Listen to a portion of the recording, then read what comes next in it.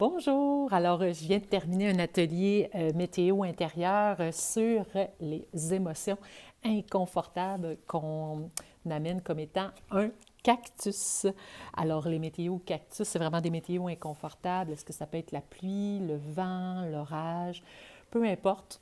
Il faut apprendre à vivre avec les météos inconfortables. Puis c'est comme si, en fait, dans l'illustration, notre ami Mathéo, en fait, il se sent pris avec cette émotion-là. Et là, il serre l'émotion très, très, très, très, très, très, très fort. Mais est-ce qu'on est vraiment obligé, en fait, de serrer cette émotion aussi intensément que ça? Alors, quand je m'amuse avec les élèves, je monte le cœur. Donc, qu'est-ce que ton cœur vit quand tu es dans une météo orageuse? Est-ce qu'il bat fort?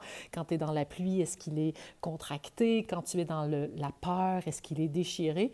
Juste pour comprendre à quel point ce cœur-là, c'est des symptômes physiques qui t'annoncent une alerte météo.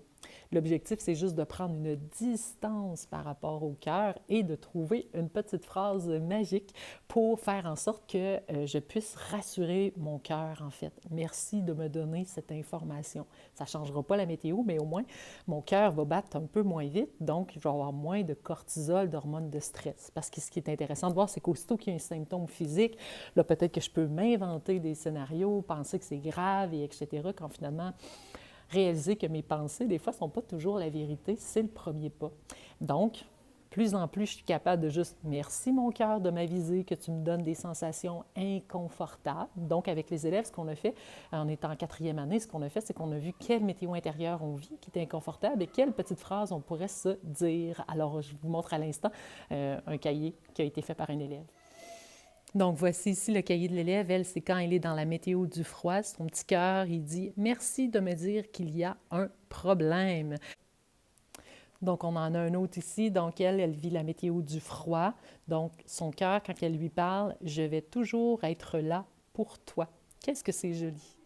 Donc, en conclusion, la météo intérieure, c'est super simple, en fait. C'est de juste tranquillement d'habituer les enfants à mieux reconnaître leur météo inconfortable, de comparer, en fait, ces météos inconfortables à un cactus, tu sais, puis de se dire, est-ce qu'on peut, en fait, est-ce qu'on est obligé de faire un câlin comme ça, un cactus, où on peut apprendre à avoir une distance? Donc, c'est comme si je suis aveuglée par mon émotion inconfortable, mais je vais la voir tellement mieux si j'en prends une distance.